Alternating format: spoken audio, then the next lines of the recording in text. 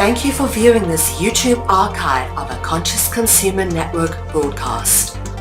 Please feel free to share it far and wide. Check out our weekly broadcast guide for weekly updates on scheduled broadcasts. Help keep us on the air by contributing to our network support fund. You can follow us on Facebook and Twitter or get in touch via email. We thank you for supporting free and independent media. Welcome everybody. My name is Eilish the Avalon and we are the ones we've been waiting for. And this morning I have my dear friend Santos Bonacci, who has been posting a lot of things about the flat earth on his blog and on his Facebook lately. So welcome Santos. Let's have a chat about the flat earth for people who are still yet to decide, still waiting on evidence. Let's have a look at what this is all about. Yeah, thanks, Eilish. Pleasure to be with you. And we have been trying to tee up an interview for a good while now. So finally we're here together. And of course my laptop camera doesn't work. So I've got this little thingy here, right? I'm shaking it just so that you know that I've made a makeshift arrangement for today's show because I do want to I want to bring out my whiteboard and do some graphics to explain the flat earth model and how it works, and in particular with regard to syncretism, okay? Because syncretism is what I'm bringing to the table, of course, but I have defaulted to the Copernican Keplerian ball model with gravity against my better judgment, really. I mean, I should have stuck with guys like Al-Biruni, Persian Islamic astrologer of 1,000 years ago. Flat Earth, this is where our flat Earth model, most of it comes from. Al-Biruni, great astrologer.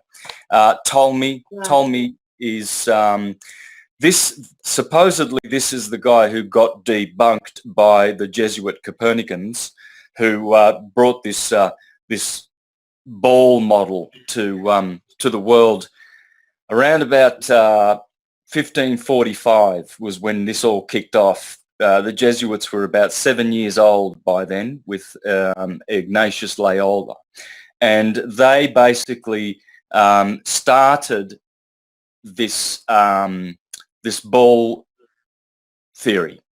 And the people there's two families in Italy who founded the Jesuits, and one of them I know very, very well because my mother was born in a town in Calabria, Italy called Borgia. And the Borgia family, they've put a lot of popes on the throne in Rome. This is a Spanish family. And of course, so when I went down to Calabria 2 years ago, I went to see my relatives, my maternal relatives in Borgia. And I went to the cathedral there, and I did see that the Borgia name was very, very prominent. Now, the other family is the Farnese family, and Farnese has its root in Farsi, which is Persia. Okay, now, these are the two families that have interest in bringing us the ball globalist model. Now, supposedly Ptolemy was debunked. You see, his geocentric model was debunked by Copernicus, the Jesuit. And so what I'm going to do today, Eilish, is I'm going to show you our Western model, because Al-Biruni is still considered a Westerner. The Arabs, I know it's East, but it's not East in terms of the two astrological schools we have. We have Jyotish in the East, which we erroneously call Hindu astrology or Vedic astrology. It is connected to Vedic wisdom, but it's called Jyotish. Jyotish means the science of light. So we have these two blocks, and the Eastern Bloc of Jyotish astrology, they also have this geocentric model. And so does the Western, which is the Al-Biruni Ptolemaic Western model. And I'm going to show you that today. And so supposedly Copernicus came along and debunked Ptolemy, right? So now in my presentations, I've used the ball model and shown that basically everything depends on the ecliptic. So what we have here is a ball Earth, and we have an equator, and we have this very, very special sine wave, which is what astrology and everything is based on. This sine wave of the ecliptic actually teaches and shows how everything in the universe manifests, right? So now, and this is the model that we all know from school. We have been taught this model, okay? Now, I've based my syncretism on this graphic, this sine wave, and defaulted to the Copernican model. Now, the science of syncretism does not depend on any particular shape of the Earth for it to work. It depends on the sine wave. Now, the sine wave is totally independent of shape or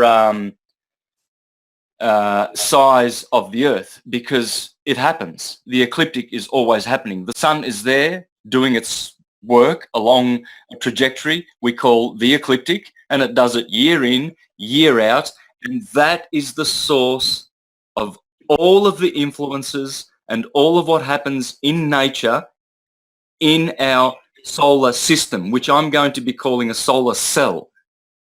And I'm going to show, I'm going to show how it is that we live in a cell or in spheres on a flat plane Earth in the middle.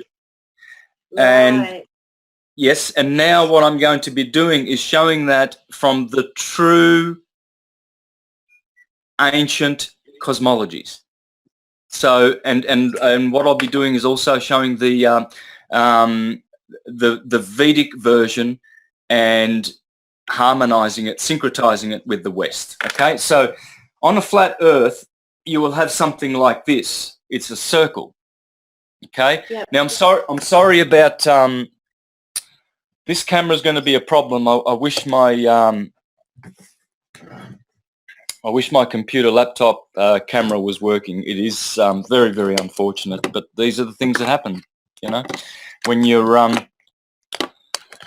work like this. You know, I don't have we don't have $1 million you know, production teams, do we? I've got to get the right angle. Okay, so what I showed before was the ball Earth model, and this now is the flat Earth model. What you have here, I'm just paying attention. My neighbour's coming on. I'm going to have to tell him that I'm doing a show. Just bear with me 1 minute. Yeah. So I'm doing a video show. Yeah, and I suppose we'll put the Wi-Fi on, maybe? Yeah, if it affects the video quality, I'll have to let you know. But I'm on camera, so.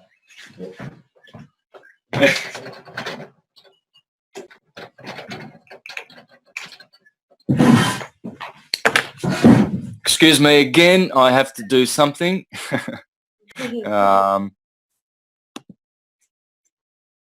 I'm just turning the Wi-Fi on because someone needs the internet here, so just bear with me. Okay. Wi-Fi. I hope it does not affect the quality of the video. If it does, well, you'll let me know and I'll just have to turn it off. Yep. Yep. Okay, Wi-Fi is not on yet. Well, you're still sounding and looking good, Santos. Me? Looking good? Nice and clear. That's an oxymoron, sister. Wi-Fi's on. Right. Good. All right, now, so you can see my board there. Now, what I'm doing here is I'm going to show how very, very easy and very, very simple it is to go from the erroneous sphere ball model to the correct flat Earth model. This is the center of the Earth. This is called this is what we call the North Pole in the center. Okay. Now let me try and get that camera away from. Yep, pretty good. Nice. Is that good? Okay. What we have here is that will be the Tropic of Cancer. Yeah. And this will be the Tropic of Capricorn. And so, of course, Australia is out here. We actually had the solstice yesterday, Eilish, the 21st of December. So the sun is now at this point here. Our friend, the sun, is right here now at this extremity. And this is the Tropic of Cancer. And here we have the equator. And what is happening is the sine wave is produced as the sun goes from this tropic to that tropic through the equator. Okay, so the equator is the middle section here. It's the part that divides these two extremities. Now, so this is where the sine wave is produced. And what I want to show you is another action that occurs. So on the flat plane. Thanks. You're doing well, Santos. Oh, look. It's a very, very good camera, but if I had have had time, I would have set it up because we only just found out that it wasn't working 10 minutes ago. Okay, so on a flat plane, what we have is this. We have the Earth is a flat plane like this. Yep. Yep. Oh my goodness, is that all right? I keep getting off the center. Okay, and what we have is the cosmologies teach us that there's a mountain in the center in the North Pole called Magnetic Mountain or Mount Meru. Mount Meru, yes. Sometimes this is called Mount Sumeru, Mount Sumeria in Israel, or Mount Moriah. This is a magnetic mountain, and the color of this is blue. It is lapis blue. So it blends in with the sky, and so it's the same color, and so this cannot be seen. And the sun, what the sun is doing, at the Tropic of Cancer, the sun does circles high up in the sky, and at the Tropic of Capricorn, its circles are much lower and closer to the Earth, and this will be the center line, what we call the equator. And so what we have is the sun is now here on the 21st of December at the Tropic of Capricorn, closer to the Earth, much, much closer to the Earth at the Tropic of Capricorn. And what it does is it climbs up on an incline as it goes up to the Tropic of Cancer every year. So for 6 months it's waxing. Yeah. And then for 6 months it's waning. Right, and it's going back and forth, and what it's doing is this is a vortex. Right. Yep. And this is what in the scriptures is called the tabernacle of the sun. You see, and what is happening is above in the cosmologies. This is where Brahma lives. This is Brahma Loka. The gods, the demigods, live on top of this mountain. And so in the scripture in Psalm 19:4, I think it is, we'll have a look at this in my PowerPoint presentation that I've prepared. What you'll find is it says there that the Lord is sitting above the circle of the earth, and he has set a tabernacle, a canopy, a tent for the sun. Well, this is the tent. As the sun goes up, it contracts as it goes toward the Tropic of Cancer, and it brings the summer climes. And so then as it goes back down toward the Tropic of Capricorn, it expands, and it brings the winter in that breath of course, it brings the summer for us here in the southern hemisphere, and that's simply because the sun is down here and it is closer to the earth and it is above our country more so because it reaches that latitude. Okay, whereas this action of the sun going up to the Tropic of Cancer and the Tropic of Cancer, from Cancer to Capricorn, year in, year out, this is like a breath. This is the breath of Rama or Brahma. And so as it breathes out, it expands. And see, these circles that the sun does, these are all 24-hour circles. So you see, we have a variable speed sun. Obviously, the sun is slower here at the Tropic of Cancer and much faster at the Tropic of Capricorn. Yeah, to get around that distance. Yes, and so when I started to understand this, I put a lot of time into understanding the analema. We're going to have a look at the analema, and we're going to see slides of the analema and see how it works with the flat Earth model, and it only works with the flat Earth model. And this is where it all clicked for me, Eilish. I started studying flat Earth seriously a couple of years ago, and prior to that I had lots of kooky people send me these videos showing the flat Earth model. And of course let me get this camera back on me there so I'm not talking to the can you see me there? Yep, goody. All right, now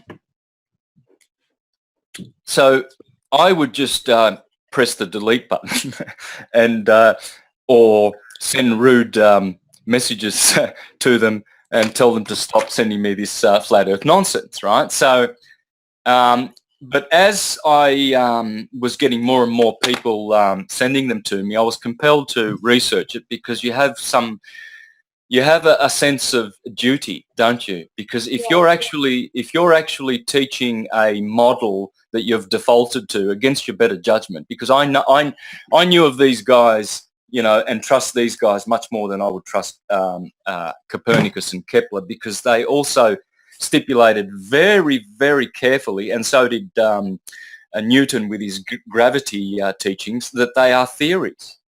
And they are, and they are presumptions and assumptions. They are just numbers and calculations and theories and whatnot. So, we've already been preempted by these guys that they're just screwing with our heads, really, and giving us some theories to think about, right?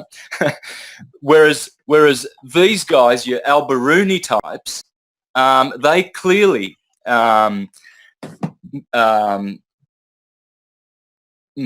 stipulated in their writings that these cosmologies go way, way back and are rock solid and concrete as absolute truth, and to be taken as absolute truth. You see, this is where the relative truthers come along and teach half-truths.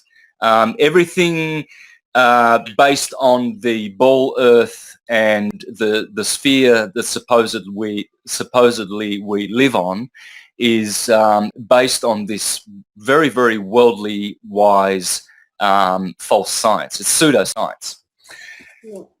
So what happened was I started putting a lot of time into the analema. And so what I'll do now is I'll share my screen with you so we can have a look at some pictures of the analema and show how that actually confirms that we're living on a flat Earth. Before I do that, I just want to show one more thing on the board here while I've got this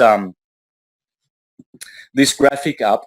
The analema is like a figure eight.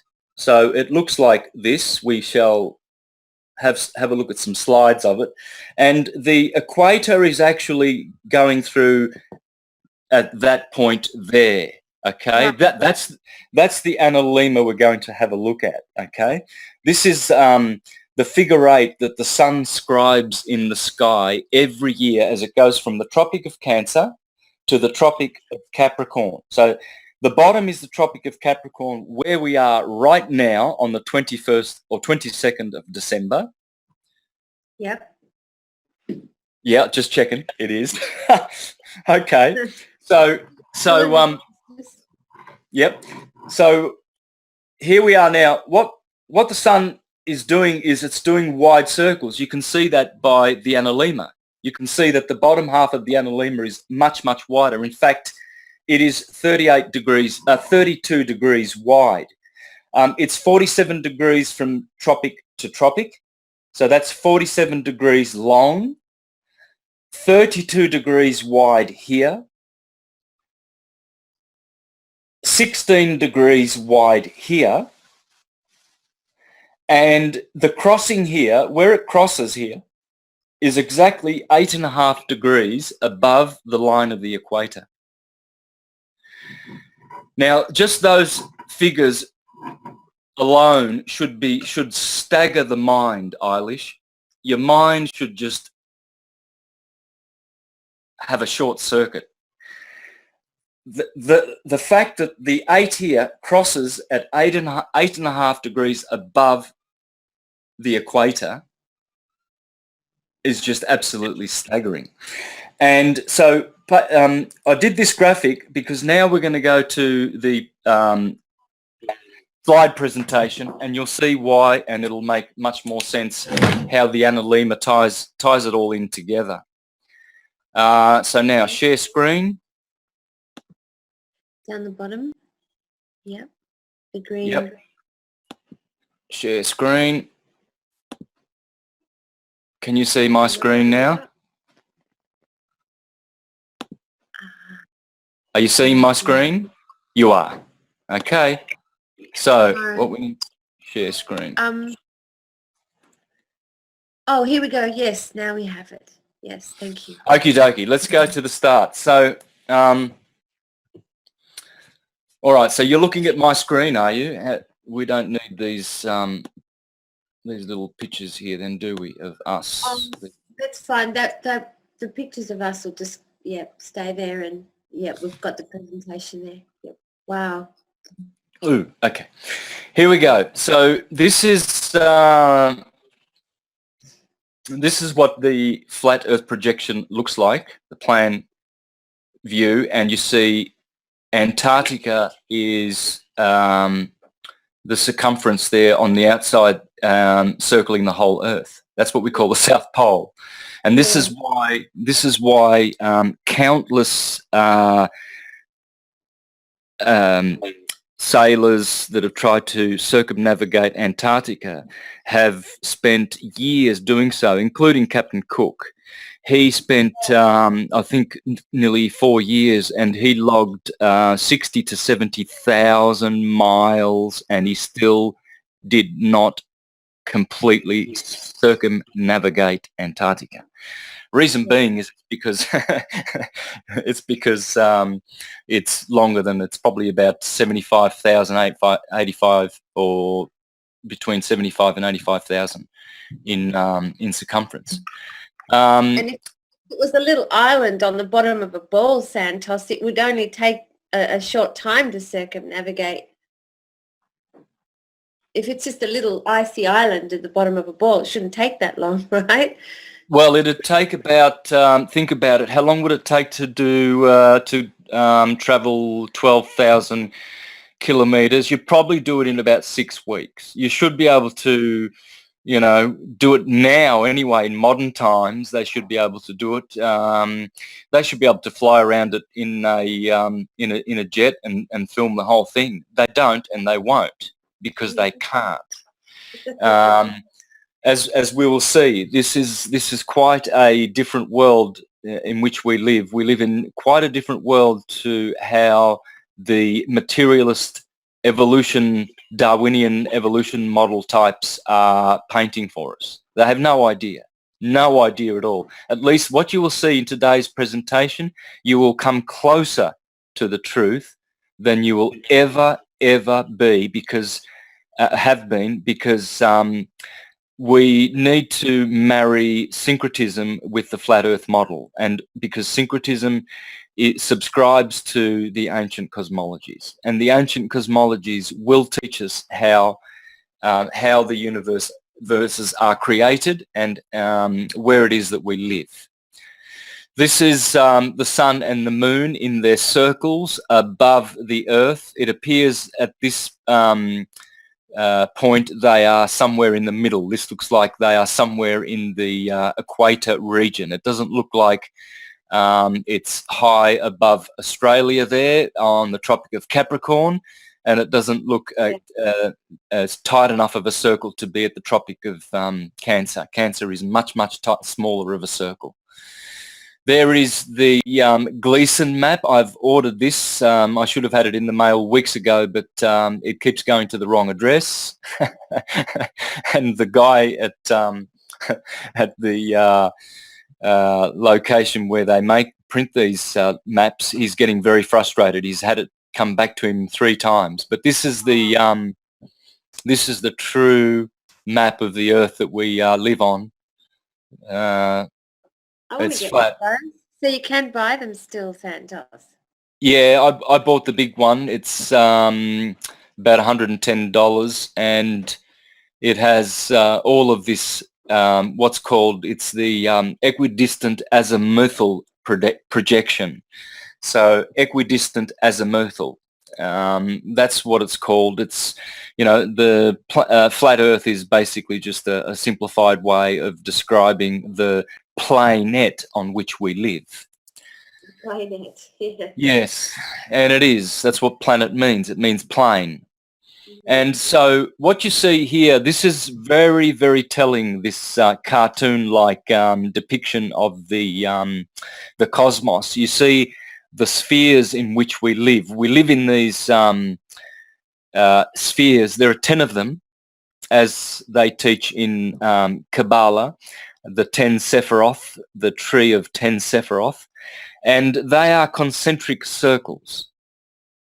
Okay, so I won't dwell on them so much right now, but this is a depiction of these spheres, and this is not a correct one, by the way. What they've done here is they've put the flat Earth down here, and above that they've put the a dome, and they call it a solid dome. Now, this is wrong. This is not right. It's not correct. Especially the fact that they've put the stars in there. All the fixed stars do not belong to that first sphere. This dome-like structure called the firmament does not belong here. It belongs in the 8th sphere. There are 7. Yeah, there are 7 spheres before that sphere. Okay, and so, but this is more or less correct, and it shows. Notice those 3 layers underneath the flat Earth there. You notice the green layers below? Yeah. Right. There are 7 more of these planets under our Earth. Okay, so it's an octave system. Our Earth is the topmost, and below that are 7 inferior gross planets. Now, the 7 superior planets, they are Moon, Mercury, Venus, Sun, Mars, Jupiter, and Saturn. And they are not planets. They are stars. Okay, the Sun and the Moon are called luminaries. Yeah. And the so-called planets, Venus, Mercury, etc., those are stars. They are luminous bodies. Astronauts with physical bodies cannot go there. You can't go to Mars.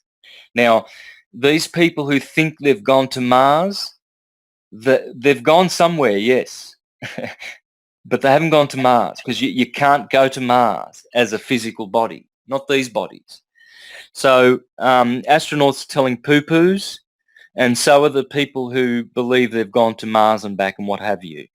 They're not telling direct lies, because they do believe they went to Mars because they were told they went to Mars. Yeah, but they're actually somewhere, right? There's a colony somewhere, but is that on one of the inferior Earths would you say? Yeah, it is. Yes, it is. It's at the very least, it's one of those 7 planets that resembles Mars in the higher octave. Right. Okay. Now, I probably should wait for some further slides before I go into this, because people need to see the structure of the heavens according to the ancients before I jump in and preempt the true wisdom with my own, clouding and my own very insufficient language skills and eloquence. No one can do justice to the cosmological system ever. You must have a spiritualized, intuitive mind activated to at least be able to attempt to conceive it and understand it. Whereas some people would just jump off and say, oh, this is all nonsense, and rather they would rather subscribe to the consensus reality model of the globe because everybody else believes it, and without any proofs or evidences. It's simply ridiculous. So let me just get through a few more slides, and then I'll be able to expound on this much, much further. This is the Kabbalistic system, okay? In the center here, you have the Earth. The Earth is Malkuth. It is the 10th sphere. It is the earthly plane. And above it, you see the 7 rings starting from the moon and then going to Saturn. And then above Saturn is the firmament. That's what's the firmament. That's where the true firmament is. So in the first slide we saw just prior to this one here, you can see the stars are first, and then above that they've got the moon, then Mercury, Venus, Sun, Mars, Jupiter, Saturn, and then there's nothing beyond that, and on top is the throne of God. Well, this is wrong, because those stars should be above Saturn. Right. And this is the correct model. Okay, so I'm offering this presentation, this slide, so that we can be able to conceive it in our mind's eye. Okay, now, so the firmament is this starry abode here. Uranus is the ruler of that 8th sphere. And those are the fixed stars of the zodiac and all of the 48 ancient fixed constellations. There are now 88 modern constellations, but the original ones were 48. All of those stars, they are all in the firmament, okay, with the exception of a few stars, such as Sirius, Ursa Major, the Pleiades, probably the Orion system, and Canis Major. All right, so there are some exceptions, but 99% of the stars you see in the sky, they all belong to this sphere, the 8th sphere, and that's where the fixed stars are. And this sphere actually precesses. This is where precession occurs, because it is not syncing with the sun's ecliptic. So in other words, on the 21st of March at the equinox, rather than the equinox pointing to Aries, it's now pointing to Aquarius. So we say that we are in the age of Aquarius. Well, that's because this particular firmament, this starry sphere, is precessing, okay? And your sidereal astrologists, like your Jyotish and Vedic astrologers, they use the stars in that sphere to denote the stars of the zodiac, whereas in the Western tropical system, the constellations are actually on the ecliptic. And so those never precess. So the tropical system, which is what I'm teaching, and it's also biblical and hermetic astrology, is based on the ecliptic, okay, the sine wave. Now, Above the firmament is what's called the crystalline sea. This is the 9th sphere. And then above the crystalline sea, which is ruled by Neptune, it is a sphere of water, psychic water. And these are the waters above the firmament. So above the firmament, there is water. And below the earth, there is water. Okay? The earth is suspended by waters. And then above this 9th sphere is what's called the primum mobile, which means the first motion. So the first motion is fixed and firm, and so is the earth. That's why we call it terra firma. Terra firma means it is firm. It's not moving. Okay. And the scriptures do tell us that the Lord created the earth and firmly established its pillars. See, the earth is firmly established. Is that why we can't see any movement of the northern star if we're in the northern hemisphere? Whenever we're around the North Pole, that it never wavers. It's almost like the axis point. Exactly. Yeah. It is the axis point. In fact, Polaris is directly above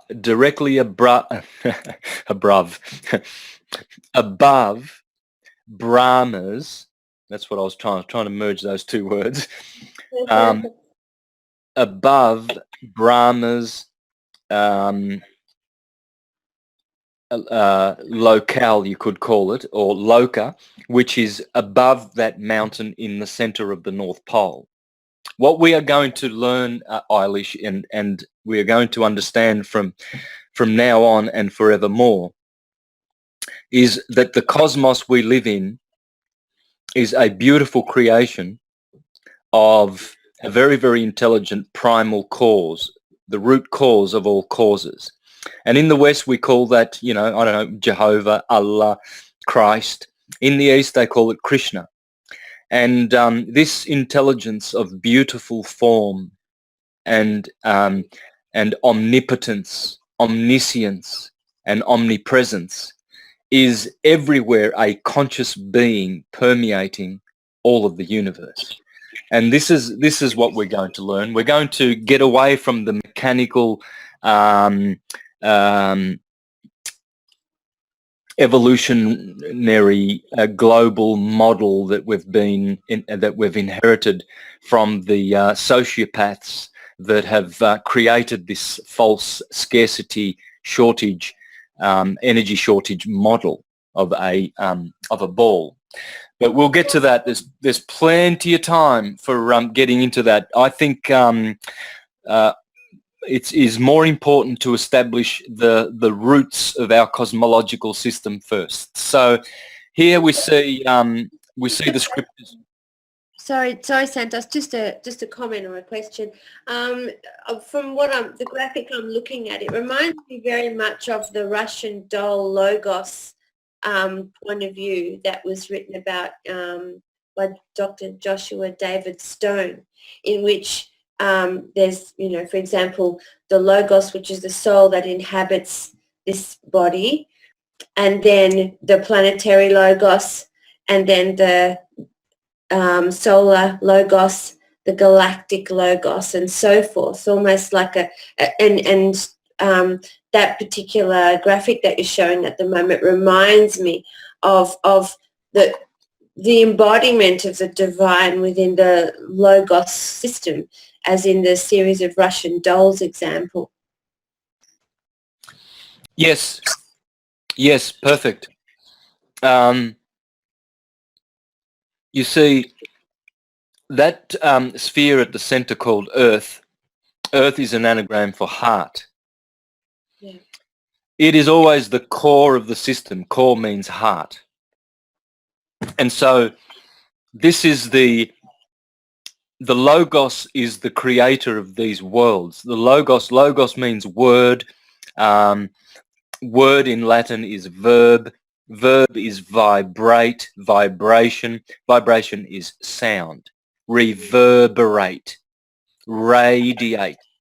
Now, what this is showing is that the Lord, by ever which name we wish to call him, Jehovah, Allah, uses energies called electricity to create material worlds. And the powerhouse which produces this vibratory force is magnetism, divine magnetism. And this force of electricity is what's called the second creator, the demiurgos, the god of matter, because it vibrates, and it uses 5 different kinds of electricity. And the 5 different kinds of electricity are the same kinds that our body uses for the senses. There is a different electrical circuitry in our nervous system for eyes, for vision, for sight, for the sense of sight, and there is different electricity used for smell and for touch and for hearing. So light works on the sight and vibration works on the sound. Now, usually the 2 most common forms of electricity are those 2 there. And so this is where the Logos becomes the creator through sound, or the creator that produces through light. And so the sound that the creator uses is om, or atom, and this is why the Egyptians say all is atum, and that is the sound of creation. And all theologies have this atomic, Adamic, God-like theology, because it's all based on atomic electrical vibration. Okay, so Atom and Adam are etymologically similar too. yeah, and notice you said etymologically, because what is etymology if not the science of atom? It's everything is the science of atom. So is your anatomy. Yeah. And so, and you will find, if you look at my presentations dealing with atom, you will understand this. It's pretty clear, because the ecliptic is called atom. The sine wave is called atom. That's the big secret. That's the big secret, that all sine waves are called atom. They are all atomic. So an atom is a sine wave. It's a thought wave universe. And so when you speak about the Logos, you have the first Logos, the first cause. Then you have the second expansion. So that would be Krishna. And then he expands into Balarama, his brother. And it becomes Narayan, or Vishnu, or Mahavishnu. And then Mahavishnu is the creator of all the worlds, and then Brahma creates the physical worlds. And we'll have a look at that in a minute. But this is the Jewish Kabbalistic Hebrew system. Now, so you can see here, these are the 10 spheres, and at the very, very top is the cause and the source of all of this. Above the rose, the red rose of the Rosicrucians, you see that golden pyramid, and it points upward to the supernal empyrean. And so outside of these 10 conditions, of these 10 spheres in which we live, is the cause, the spiritual causes of these worlds, and that is the empyrean. And that is an unconditioned abode. And so out of that unconditioned abode comes all of these conditioned abodes that we witness, and we are living in one of those, called the solar system. We call it a solar system, but it's a universe. We live in a universe unto itself, as we're going to see in a minute.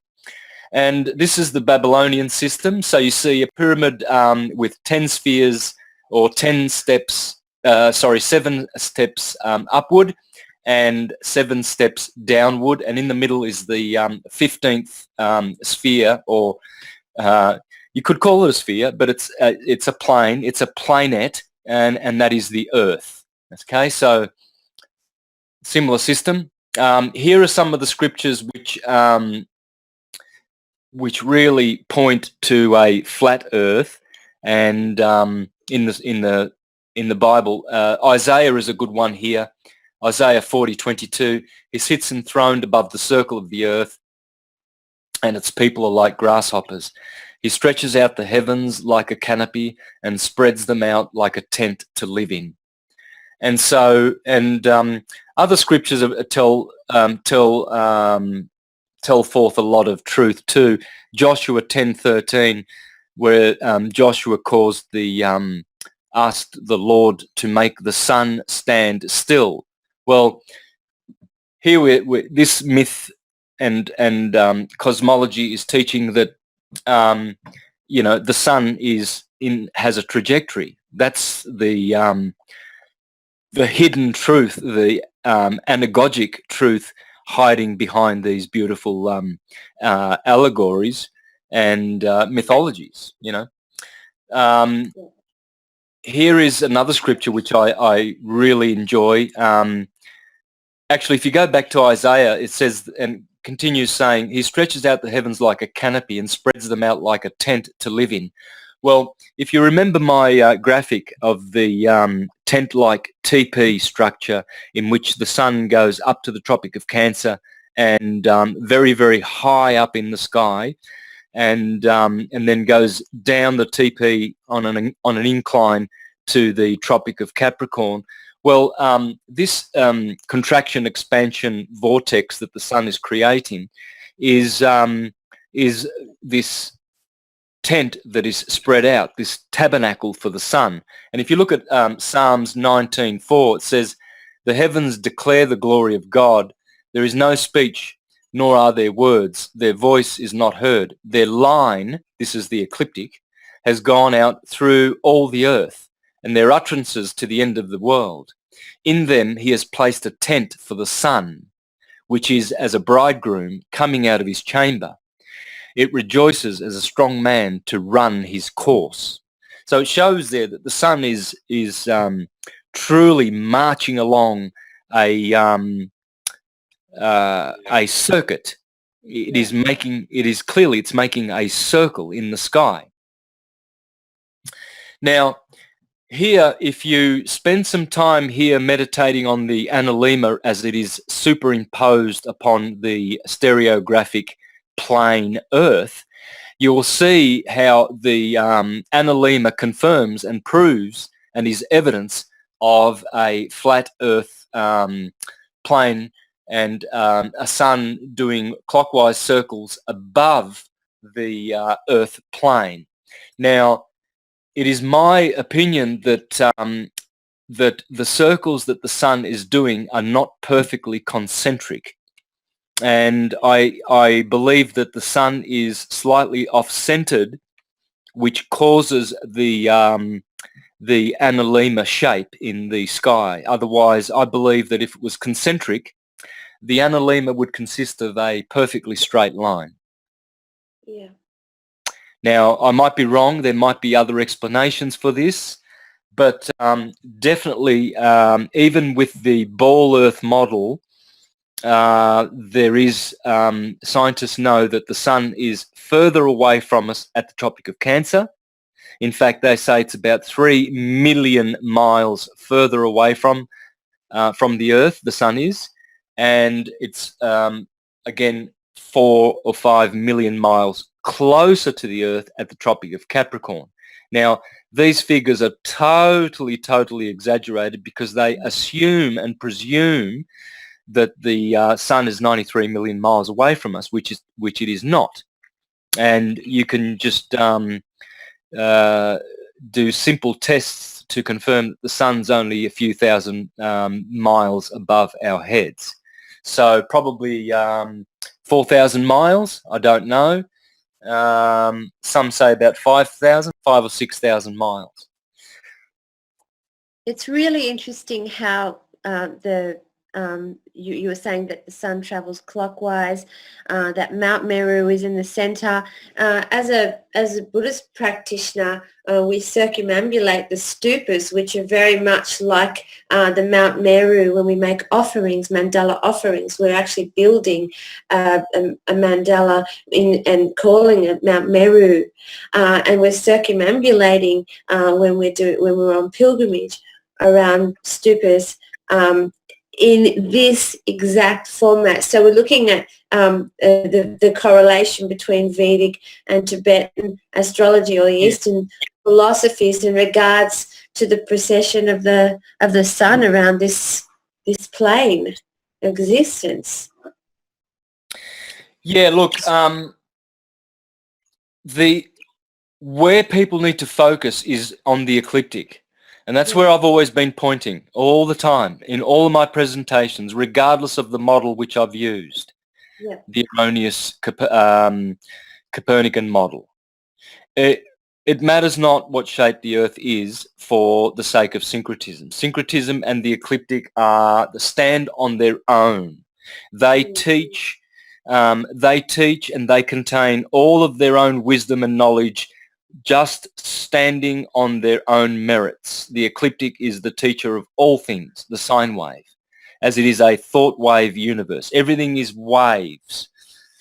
And so this wave can be best studied through the ecliptic, because it's a fractal that is large enough for us to contemplate quite easily. For instance, we can begin at the start of the sine wave at March the 21st, and we can go day for a day along the year, and we can have a look at all the holy days, and we can see that they all occur along the ecliptic in harmony with the sun traveling up and down its tent-like incline, upward to the Tropic of Cancer and downward to the Tropic of Capricorn.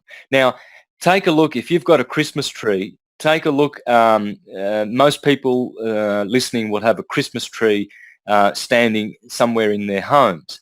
Have a look at the angle of that Christmas tree. Above the Christmas tree is always a 5-pointed star. And the Christmas tree is basically telling us about the sun on its incline traveling up to the Tropic of Cancer. See, it's now at the bottom of the Christmas tree. It's at the very bottom. Yeah. Right? It's Christmas Day is the 5th of December, and it has to go from the bottom of the Christmas tree up to the Tropic of Cancer, where Sirius, where the sun will be conjunct Sirius, its mother, in the Tropic of Cancer at the top of the Christmas tree. So you see, the science is already in place. All we have to do is focus on the ecliptic, and the ecliptic will teach us all things. And this is why tropical astrology is the foundation of all schools of astrology, all of them. All of them must bow down to tropical astrology, because the ecliptic and the constellations on the ecliptic are more influential and powerful, and the primary force of astrology in our solar system or solar cell. And so this is why it is always accurate in all of its applications. For instance, medical astrology is perfectly accurate in the tropical system. And also, when you look at the physiological features and characteristics of the each particular sign, you will see that they coincide only in the Western tropical system, whereas they are not correct. You cannot discern the physical facial features of a sign, astrological sign, using the sidereal system. It's out of sync, and I've proven that in my presentations. So here we have another flat Earth graphic, and you see the analemma. So you can see there very, very clearly that the larger portion of the analemma indicates that the sun is traveling much, much wider arced circles and much faster. It is actually definitely covering more territory in the so-called southern hemisphere. Yeah. And there is the analemma from the northern hemisphere perspective. If you went down to, say, Argentina and photographed the analemma for a year, you would find that the loop is upside down. Again, confirming the equidistant azimuthal plane is the correct one. Amazing. So I'll leave that for the viewer to read. Here we have again another depiction. You have a central magnetic north where you have beautiful fertile lands above the Arctic Circle, and where you're not allowed to go, of course. And then you see a serpent-like Ouroboros on the outside perimeter, and this is the Antarctic region. And you see the pancakes below the Earth. They seem to indicate subterranean planetary systems. Is that where Admiral Byrd went, do you think, brother? Yeah, look, I'm not quite sure about Admiral Byrd. I tend to think that there might be more co-opting with those types. I don't trust the guy at all. You know, he might have been the youngest general or whatever and very intelligent, but you know, I just watch the man talk and I just don't trust him. I believe they are just, he was just there to, you know, dramatize the mineral and the material wealth of Antarctica and the Arctic regions, just to sort of give more authority to so-called governments to protect those areas and keep us away from there, and national security and blah blah blah and all of this rot. I think they just schemed it up all along. But yes, I do believe that it is somewhere in those regions we have access to the inferior worlds, and this is where all your so-called aliens and, I don't know, reptilians, greys, ETs are coming from. They won't be coming from other universes, as will be showing in a couple of minutes. They'll be coming from below and not from above. So here we've got the city of Brahma just above the central magnetic mountain in a dome-like structure. I don't believe it's like a physical dome. I think it's a luminous dome, just as the energy dome, you say? Yeah, well, it's all energy. I mean, even the Earth is just is a luminous body. It's just, we call it solid and dense because it's dense light. But the moon is of a different quality of light, and it's not solid like ours. The Earth is what we call terrestrial, but none of the planets are terrestrial. Mars is not terrestrial. They can't send probes there and to, you know, stroll around on the planet. They're not going to Mars. They're actually going to subterranean places, and they're lying. And Mars is not millions and millions, you know, 1 billion miles away. They're just a few thousand miles up, and they're stars, or rather they are luminous bodies. They are also demigods, archons, the demiurgos. They are the body of the demiurgos, the demiurge. They are the composite of Jehovah. They are one of Krishna's expansions. There's many ways to describe them, but they are definitely not terrestrial, and you can't go and, physical astronauts, you can't go there. For a start, they're not qualified. The Hindus teach that only qualified beings can go to the moon and the spheres after the moon. So only the rishis get to go there. Now, so at the bottom of this plane here, we see Jambudweep. Jambudweep is the flat point from where all of our Earth extends, from this central point here. And of course, this is Mount Meru, Mount Sumeru, Samaria, Moriah, Zion, Sinai, Olympus. This is all the sacred mountains, guys. It's all Magnetic Mountain in the center of the Earth, the Earth plane. And so here we have the path of the sun. Again, you see the small red circle is Cancer, Tropic of Cancer.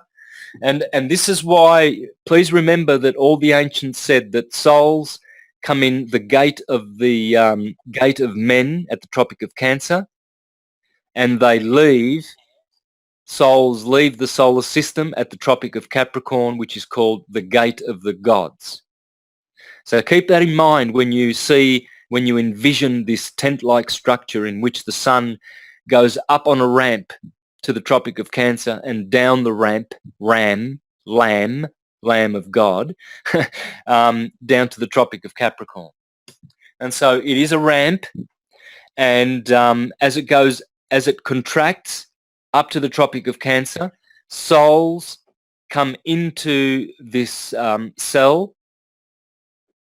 They filter down from the Milky Way galaxy, as Plato describes it, and then they come through all the rings, Saturn, Jupiter, Mars, Sun, Venus, Mercury, Moon. Then they come to the heart, Earth, same word.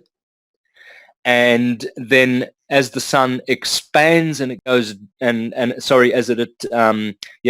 expands, as it climbs down the ramp from the Tropic of Cancer, souls leave this plane from the Tropic of Capricorn. Here is an artist's impression of all the worlds, and as you will see there is a central tree, the Yggdrasil tree, where this toroidal field emanates from, and the plane projects outwardly, probably ad infinitum. We have no idea, but there's probably beyond Antarctica, there's probably other dome-like cell structures which are called universes, and they project forever on a plane, or perhaps it's finite, and it has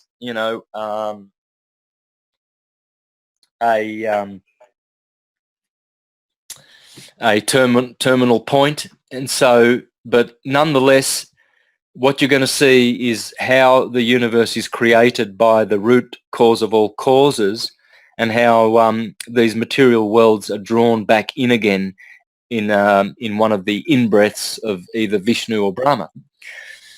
And it's really interesting, looking at the birth and the death of Jesus, Horus, Dionysus, Attis, Adonis, all the sun gods. We're seeing the same story over and over again, where as you were talking before, it reminded me of the birth and the death of this sun god. Yep. And the sun dies when it reaches the Tropic of Capricorn. It actually dies each time it passes a tropical point. In fact, Aries, Cancer, Libra, and Capricorn. But Capricorn is the nastiest one from the projection, or from the vantage point of the people who live in the Northern Hemisphere in particular, because you see that brings the cold weather, which is cruel, and which is Saturnian, and Saturn is Satan, and so Saturn rules the winter, you see. And so, of course, yesterday was St. Tom's Day. Well, Tom is Saturn. You know, it's all of these dualistic gods who bring heat and cold. And so along the ecliptic, all of the sacred days that are close to the equinoxes and solstices all have to do with Tom and Thomas. Very interesting, isn't it? It is. So without syncretism, you can never really fathom the complete picture of the ancient cosmologies. You have to embrace all of the theologies and sciences. So what we have here, this is very clever artistic depiction of how the torus field centering this these two electrically charged dome-like structures. You see the blue above and the red below. Red always depicts infernal, hellish realms, and blue is always sky, heaven, God-like, and sort of more to do with a consciousness and I guess the spiritual nature of things, whereas red is usually depicting physical, the physical material world.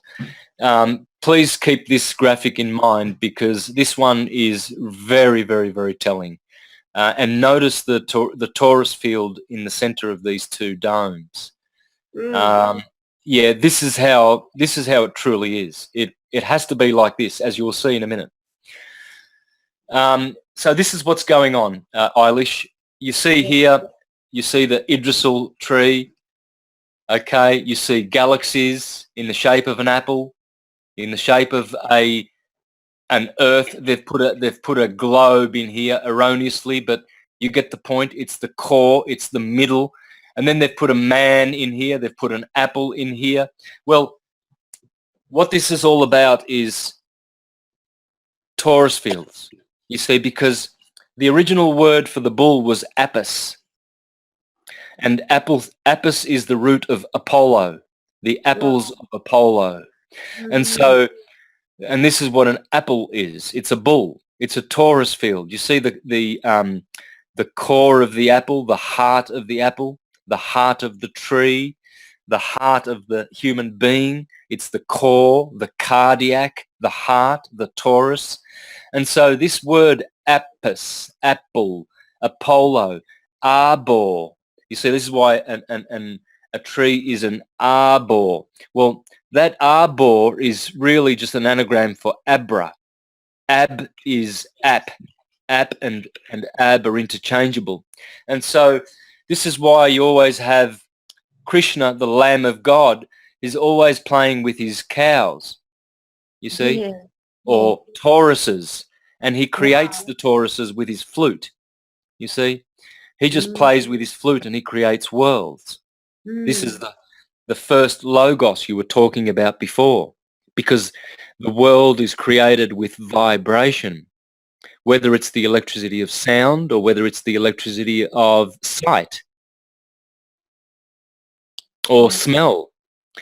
But they are electrical forces. They are vibratory fields, of toroidal fields. And the sine wave is wrapped around these little tauruses, these little cows. Okay, or apples. You can call them apples. You can call them Apollos. You can call them Saturns. This is what Saturn's rings are doing. They're not rings, really. They're energy emanation. They're just fields of energy going outwardly in its torus field, because below the rings will be a red, the red portion of that energy, and then above Saturn's rings will be the blue. Yeah. Here we have the National Aeronautics and Space Administration, the Research Centre, the Army's Research Centre and Dryden Flight Research Facility.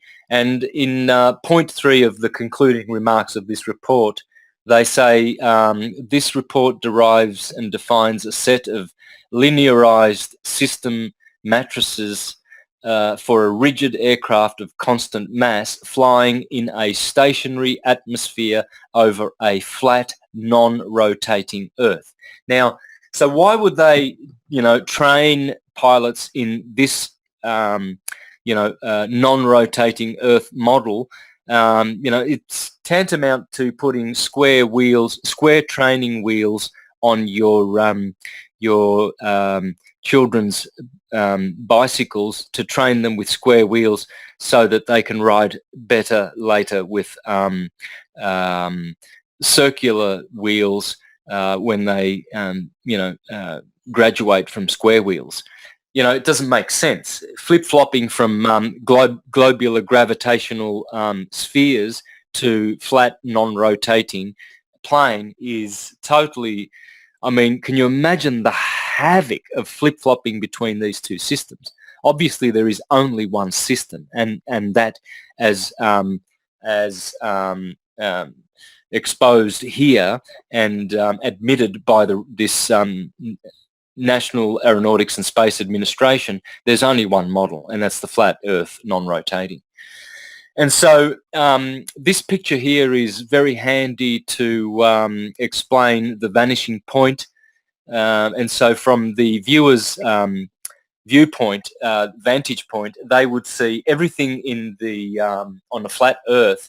They would see it disappear on the horizon, no matter how big it is, and no matter whether it's a luminous body like the sun. It will set, quote unquote, set, because it has to vanish as it gets further away. And so this argument of the sun setting and it appears to go over the horizon and under is totally erroneous, and it is a truth of appearances. It's not an absolute truth. So, but to absolutely prove that the sun is circling above a flat plane, all you need to do is go up in a jet. And these days, they are kind enough to take you up to about 45,000 feet, I believe. And so what you will see when you look out the left window and the right window is that the horizon comes up to your eye level.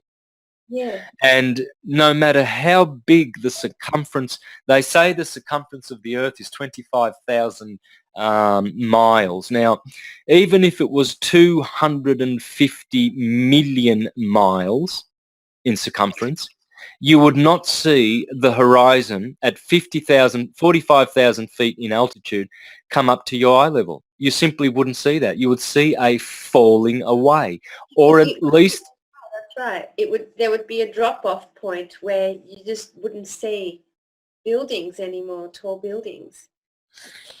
No. I find it remarkable. I live in Geelong, and from where I live on the hill, I look over the bay and I can see the high rises in Melbourne across the bay, in Port Phillip Bay. And if we were living on a ball Earth, those buildings that I see across the water, across quite a big bay, I wouldn't be able to see them.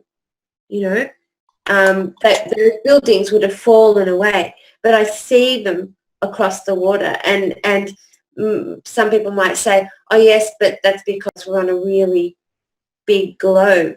But there's, and I've been watching a lot of Eric Dubai's arguments about this, about the distance, and about how buildings should start looking like they're on an angle because, you're dipping over the edge, and you never see that. They're always straight, and you can see them no matter how far you go just with a telescope, Yeah, exactly. There's been some shenanigans going on in the media with photographs of Chicago, clearly seen 100 miles across the Lake Michigan, and you can actually see the whole skyline, all of it, not just the tops of the buildings. You can see it, all of it, and it actually ramps up. You can see in the picture that the Chicago skyline actually ramps up to your eye level. There's no falling away at all.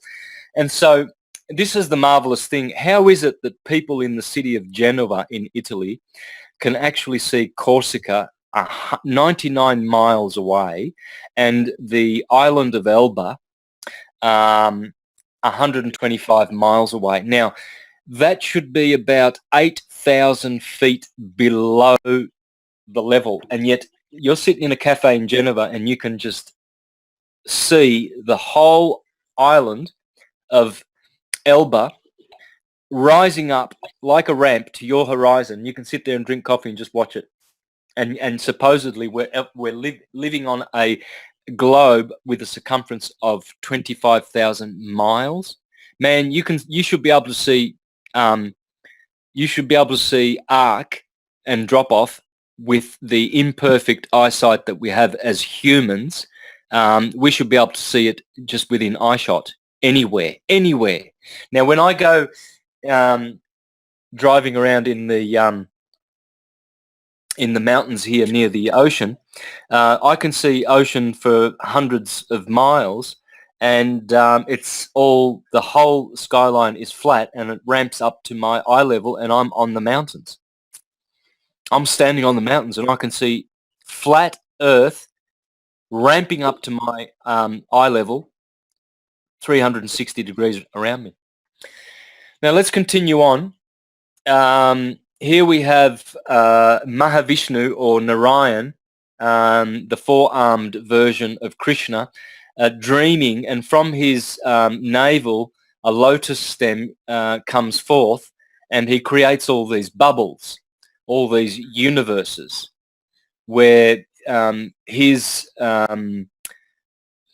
causal energy is distributed in expansions infinitely through the universe.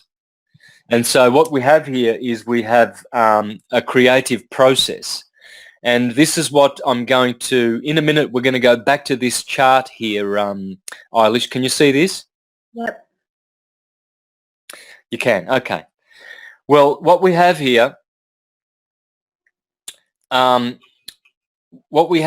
is the Vedic system, and the pink lotus at the very, very top. This is the causal world, as you can see. That's Krishna's abode. That's called Vrindavan. And then below that, there's a middle white portion. That's the white light. That's the effulgence of the creator, the prime creator. And that's what's called Brahmajyoti. And that's the white light of the creator. And so that separates the spiritual superior world from the inferior physical world below. And this is where we are. We live in one of these bubbles, one of these spheres. So we live inside a sphere. And what we're going to do later is we're going to have a look at this here. Can you see where my cursor is? Yep. Right. Well, in the middle of these are 15 planets, and 7 of them are heavenly planets, and hence subtle, and those are Moon through Saturn. And then in the middle is the Earth, and that is gross and subtle. And then below us are 7 planes called the gross planets. And this is a universe. Okay, so we're going to have a look at that. And so this explains why the ancients are always creating dome-like structures for their religious edifices. Because what they are doing is they are mimicking or copying the heavens. You see, these are these are resembling the nature of the spiritual world around us and how the physical world is an effect of it. These are symbols, and notice how some of these domes, the artwork inside them, like the Sistine Chapel, has all of the account of creation, and you'll be surprised to see that the account is very scientific. It's very cosmological and mythological. And you need to understand how to interpret the artwork of the likes of Michelangelo. You cannot interpret these literally. There's no literal rendition that will give justice to these beautiful works of art. But I would like to tackle that one day myself and show the true story of creation and how it is. Here is how this dome-like structure is perceived by the alchemists. The firmament is the sphere in which we have to leave to become enlightened and illumined, because outside of that sphere there is no sunshine. There is a different kind of light. It's a superior light. So the disclosure with the Truman Show, and even terms like the Thunderdome, you know, like in Hollywood, there's disclosure. These are the, oh yeah, and we're seeing nuts there, or nut there. These are all disclosures revealing the nature of what we're living in, a disc dome or a disc, flat disc within a sphere, as you said. Yep. See, the goddess Nut, the starry dome, had to be held up. What that's showing is that there are forces at work to keep our cosmos functioning, you know, and those forces are called netas, which we call natural, which we call the gods. And so all this so-called worship of the gods is not actually worship of the gods at all. It is worship through the gods to worship one God. And that one God is a trinity. You will always see a trinity of gods, Isis, Osiris and Horus. Or you will see Krishna, Balaram and Radharani. Or you will see, you know, the Father, the Son and the Holy Spirit. This is a divine, sacred secret. Many people, excuse me. Or Shiva, Brahma, Vishnu and Shiva in the Hindu tradition. Yep, exactly. And so, but notwithstanding it being a trichotomy God, it is still one God, and it is a God of person and a God of form. It has spiritual form. You see, some people say, "Oh, God is formless. God is white light." No, that's God's effulgence. But behind the effulgence is a person, a form with qualities: love, endless love, justice, wisdom, knowledge, wealth, abundance, and is the fountain and source of all things in all potencies. And there is nothing lacking in that person, you see. And we are of that person. We are units, deific units of that person. We are atoms. Yes, we are atoms. All is atom. So we are Adamites. Of course we are Adamites because we have an atomy made of atoms. And so in order for us to be persons with individuality, there has to be a source causal person. And for us to have a form, you see, we look at this body and we think we are the body, but we are not. We have a spiritual form. which causes this form.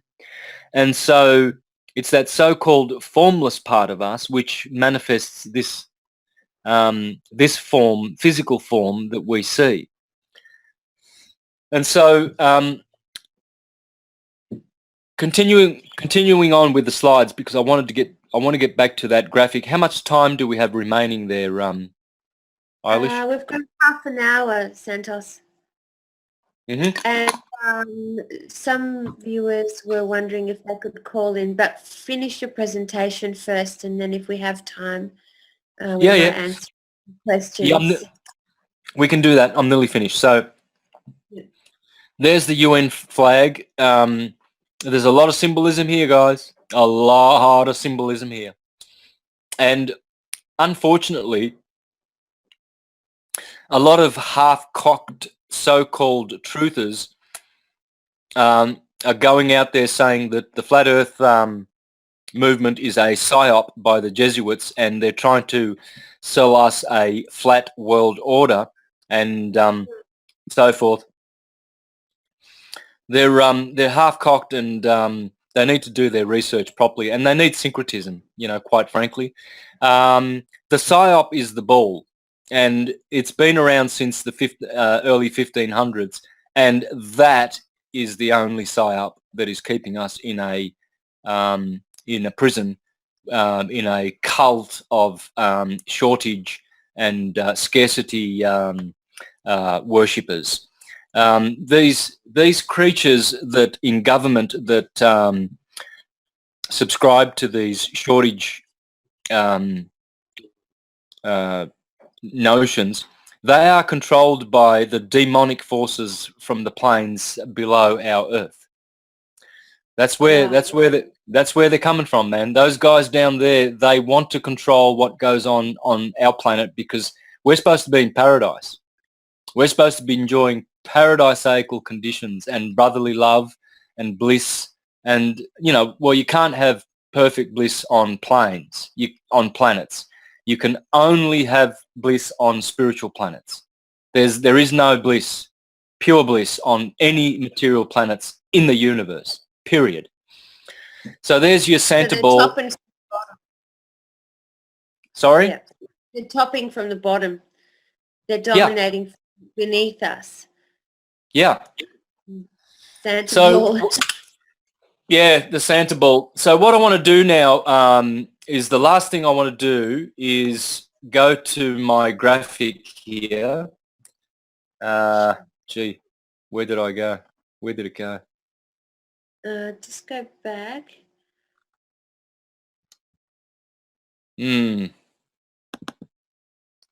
Let me see. Here we go. Let's do it this way. All right. What I want to do now is finish with this, and then we can do questions and answers. And so the middle portion here, Eilish, this is the white light where the Maya Davis go. And a Maya Davi is someone who preaches that all is one, God is light, white light, and they teach that we can actually merge with that light and be in bliss forever in that white light. Well, that's true. It is very true, but it's not the absolute truth. And the absolute truth is that beyond the white light, there is a being, there is a person in which there is a spiritual world totally separate from this world in which we live, where activity can happen forever in one mode of time, which is the forever present, the forever now. So this is the forever world of now, and outside of that world, below the Brahmananda or Brahmajyoti world here in the middle, is the inferior worlds. And that's what I want to do. I want to expand on that and go down in there and have a look at what's going on in there. So basically what you can see down the bottom here is you can see Vishnu is dreaming up this world through his navel and the lotus that is growing. And what you have here is sorry? Navel gazing. Yeah. Look, because in the spiritual world, the senses are intermingled. You see, in the physical worlds, we can only see with our eyes. We can't see with our ears.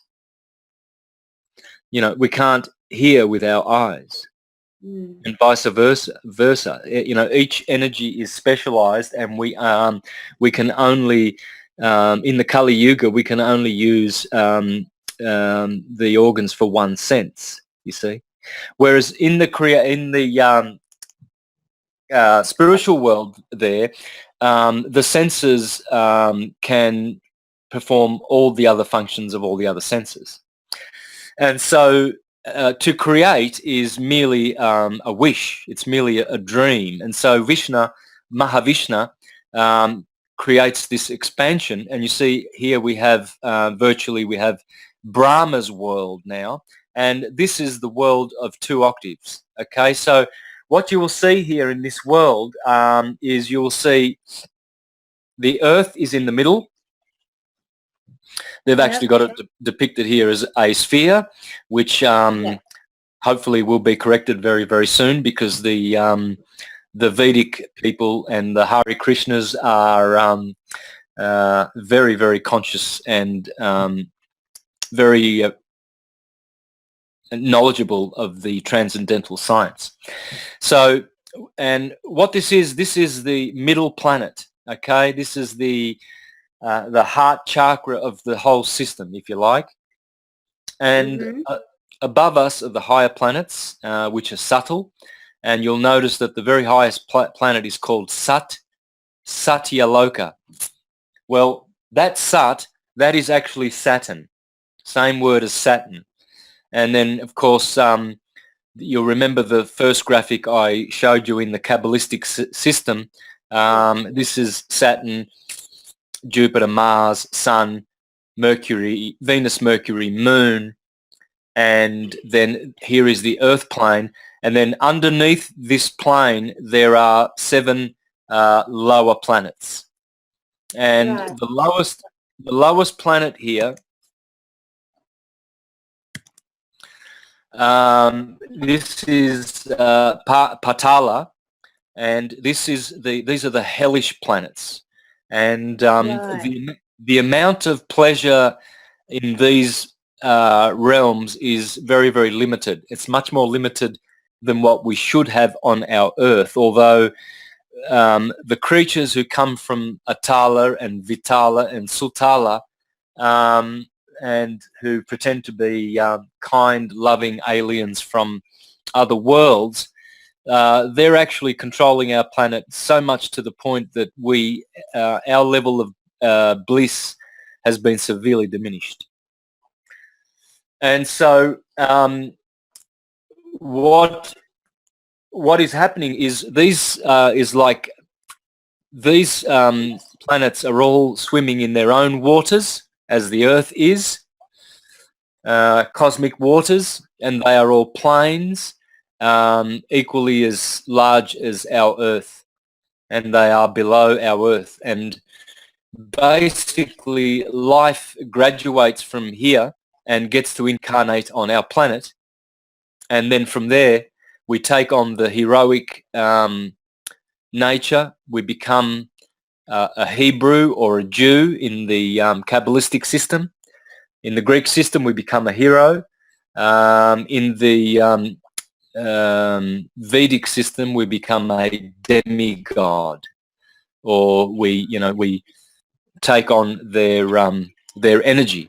And so, as you go up higher, to get out of this bubble, these sphere-like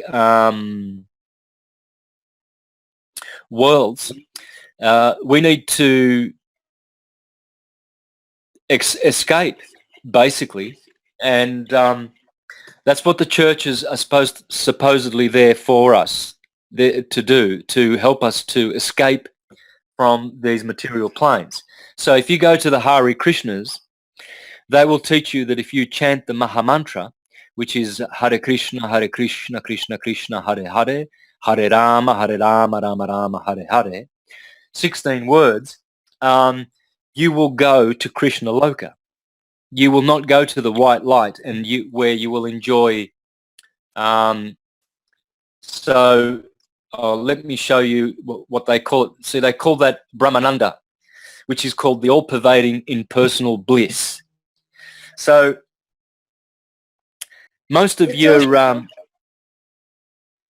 go on. It's also a perfect model. It's also a perfect model of samsara, the Buddhist version of what we're talking about here. This is a finite system, both with upper realms and lower realms, but they're all they do have a finite quality to them, and it's the nirvanas, the higher universes of the omniverse that we need to aspire to. So this is still the multi dimensions of suffering and impermanence that we're having a look at here on this universal model of the flat planes of existence. But then we can reach higher realms, and this is what the Buddhist masters teach too. So go on, Santos. It's correlating a lot with other Eastern philosophies I've studied. Absolutely, it must correlate, because that's what syncretism does. It correlates and sees the interrelatedness of all things. And so the beautiful worlds of opulence and sweetness to which we aspire and we long for, our soul is longing to be reunited with our,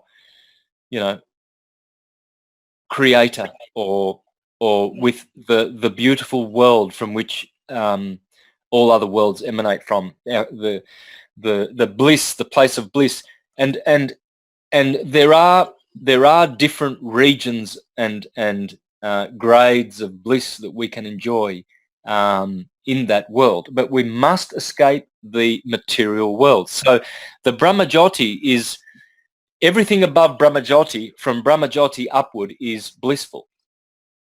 And it is what the Hindus call Sat Chit Ananda, Vigraha. So Sat means existence, and that's the root of Saturn, Sat, S-A-T. Yep. It's the root of the word truth and existence.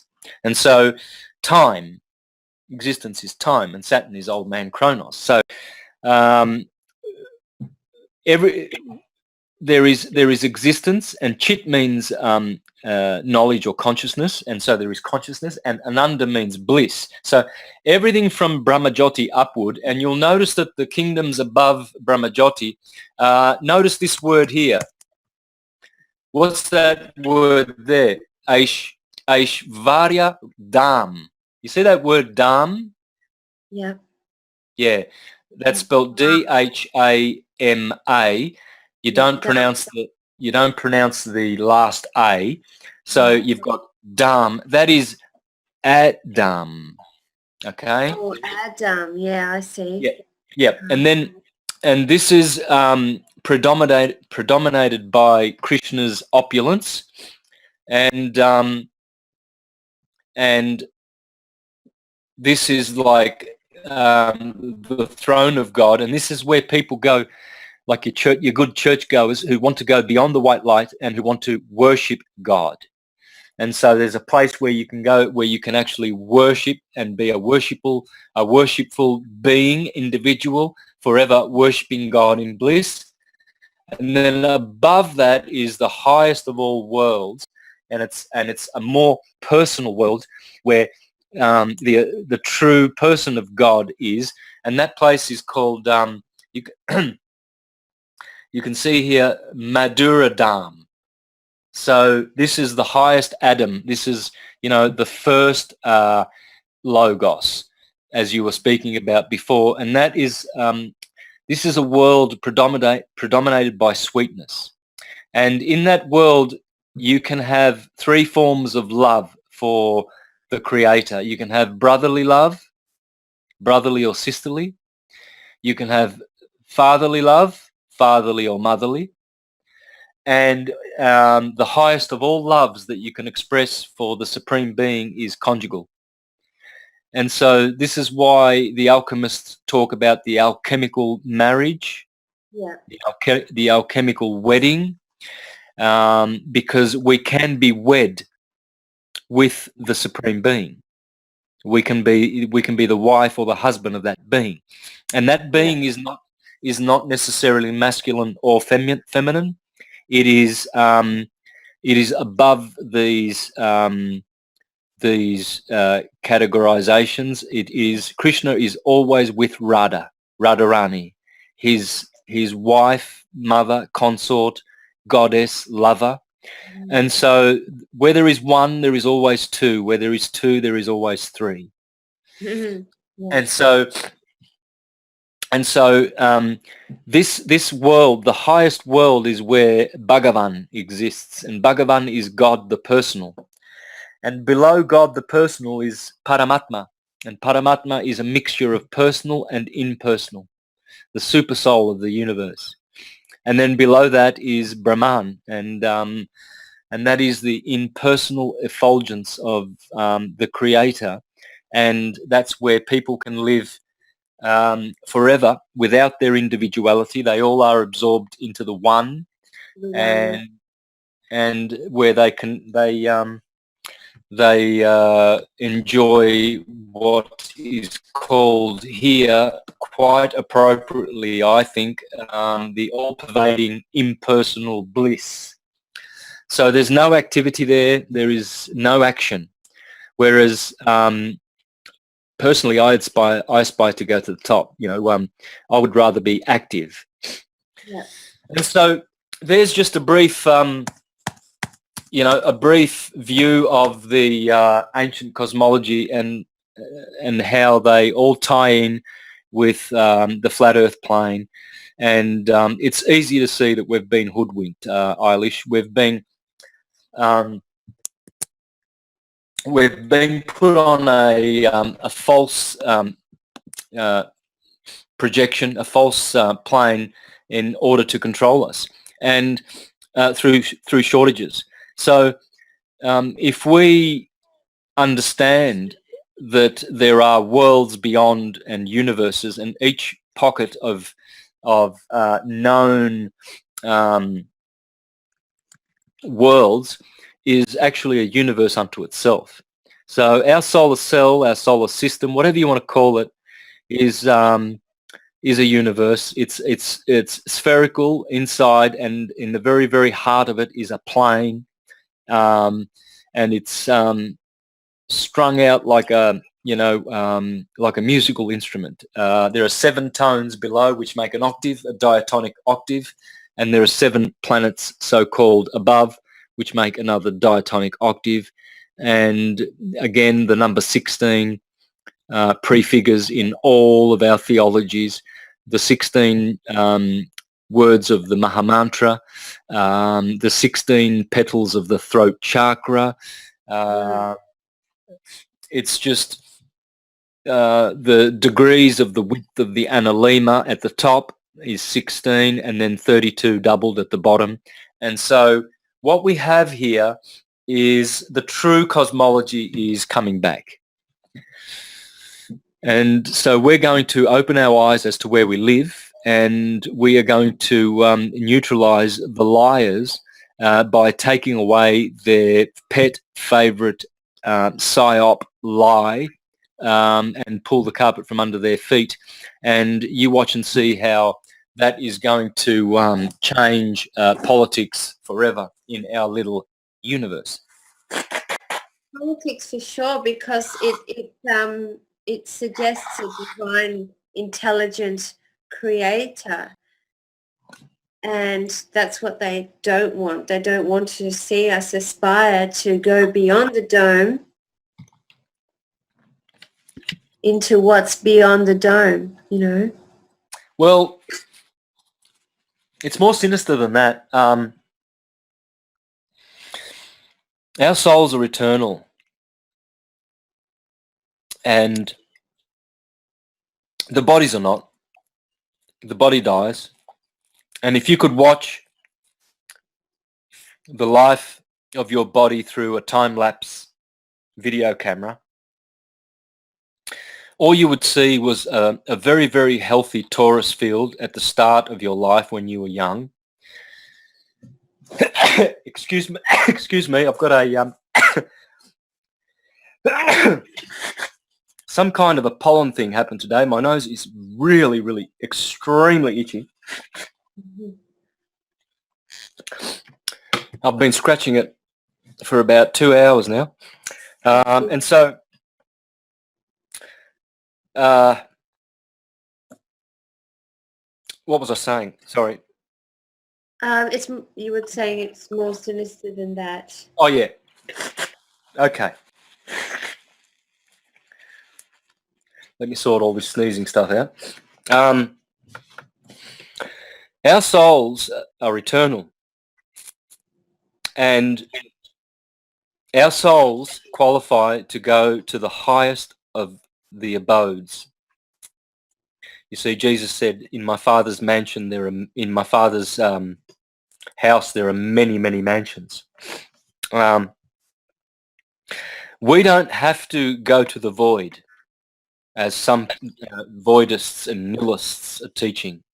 They are teaching that there is no God, no creator, no soul, no birth, no death. It's all an illusion. And then when your life, your body goes to the grave, you go back to the void.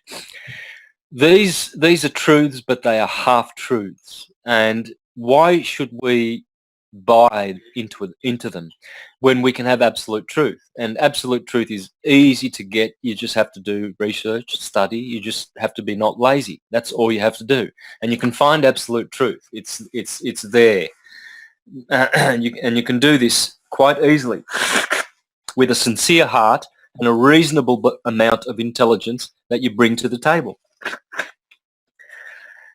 And the absolute truth is that our souls are the same in quality and substance as the prime creator, Krishna, Allah, Jehovah. And qualitatively, we are God. We are the same as God, but not quantitatively. So our source is from the highest source, and we qualify by good virtuous acts and deeds to go to the highest places and live in sweetness and opulence, immortally, forever in bliss, in pure bliss, unconditioned bliss. And we don't even have to. Be content with going to the white light, as the monists teach. The monist will teach you, and a lot of these gurus kicking around these days, they're all teaching this: you are God. You are all that is and all that ever was and all that is will be, and you will go back to God, the light, and merge with him and be with him. And that's basically spiritual suicide, and that's fine. I mean, people want to do that. They don't want to be active. They don't want to have activity. They want to, merge with the one, the impersonal Holy Spirit force of the Creator, and stay there. And they may even do that. They may do that forever, or they may stay there for infinite amounts of time, and then revert back to an active, more active worship and activity toward the Creator. So the Brahmajyoti white light, this is for people who want to have a neutral love for the Creator. They don't want to have any kind of activity. They know the Creator. They love the Creator, but it's a neutral love. And so the truth that is being held from us is this particular truth, that we can choose consciously where we want to go forever. And by keeping us on a ball that evolved through materialistic mechanisms and causes, we now have a purely atheistic construct which does not acknowledge any sort of causal influence on this construct, and which is, you know, which is totally unacceptable, and you know, causes them to go around theorizing in circles forever, and always, you know, acquiring knowledge but never coming to an accurate knowledge of truth. So the true model of the flat plane, it really settles all of the endless arguments about gravity, and it's, you know, it's going to go on forever and ever because it simply doesn't exist. It's rather the laws of density and buoyancy which have always been there, and which we've always contemporaneously enjoyed and subscribed to at the same time as we commit a practice of cognitive dissonance and subscribe to the gravity ball erroneous model. So it's interesting that we can have so much cognitive dissonance, and that the truth is still there. You know, we know that on the flat Earth, the laws of density and buoyancy and electromagnetism rule, and yet we default to what's been drilled into us through education, through erroneous means and pseudoscience, and we flip-flop through both of them. And it's just quite incredible how when you study and research this subject, you'll find that on the one hand there is no evidence, no facts, no proofs, and no truths. And on the other side, weighing in favour of the flat Earth, there is only evidence, only proof, only facts, and only truths. So, you know, it's a done deal as far as I'm concerned. I'm happy that I've married syncretism with the flat Earth model now. And for the intelligent ones, I've noticed that not many intelligent people ask, oh, how does that now work with syncretism and the models that you've used in the past in your presentations? Surely now that, you know, you can't explain any of that. And I don't get any intelligent people asking those questions, because they know, as I know, and as I've always taught and teach in my presentation, that that everything comes from the ecliptic. And so I've explained how the ecliptic is produced. It's more correct than the ludicrous ball, Santa ball, buffoon theory. And so now that's all you have to do. Basically, you can still watch all of my presentations, and all you have to do is have the true model in your mind, and your intelligence will help you to see that it all still works perfectly. All right. Thank you, Santos. We have to go now. Thank you so much for your time. Yep. Yeah, and thank you to CCN. We'll see you again next week on We Are the Ones We've Been Waiting For. Thank you.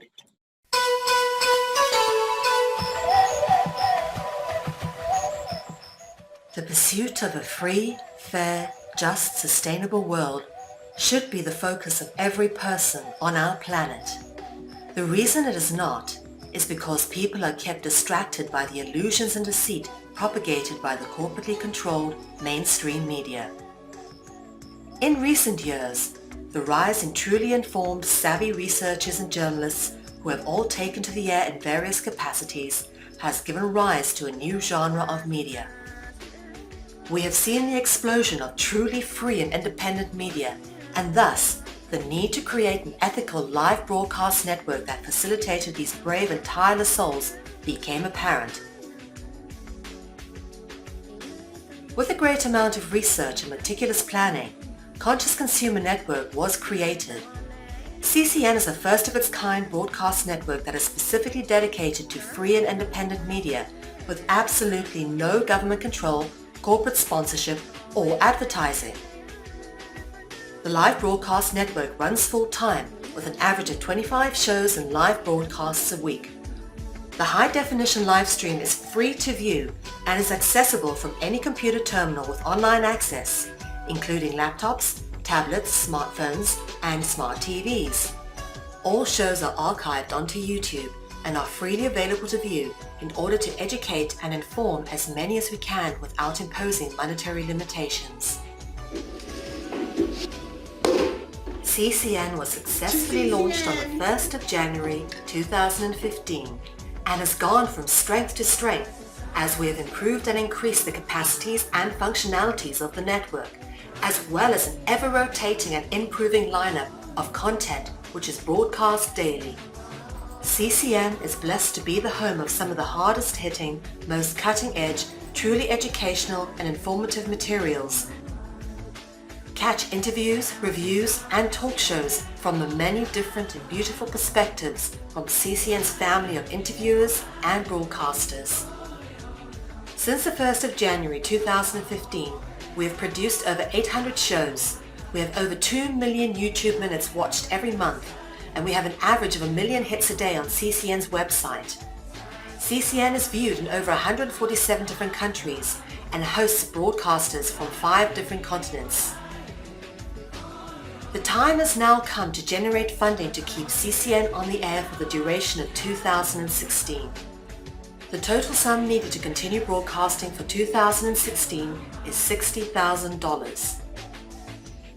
This budget includes the replacement of computer equipment, the acquisition of secure servers, which are most needed as we keep getting hacked, plus the renewal of the broadcast license fee for 2016. This is a fraction of the annual budget used by mainstream media networks producing a similar quantity of content. This is what makes CCN so successful, unique and accessible, is the ability to run a project of this size and reach on such minimal resources. CCN does not claim ownership over any of the material we produce and broadcast, as we firmly believe that information is the common heritage of all beings, and thus CCN belongs to you, the public, and it is up to you all to keep CCN going. CCN would like to thank those who have contributed to the network in the past with resources, content, information, time and energy. We thank you for supporting free and independent media.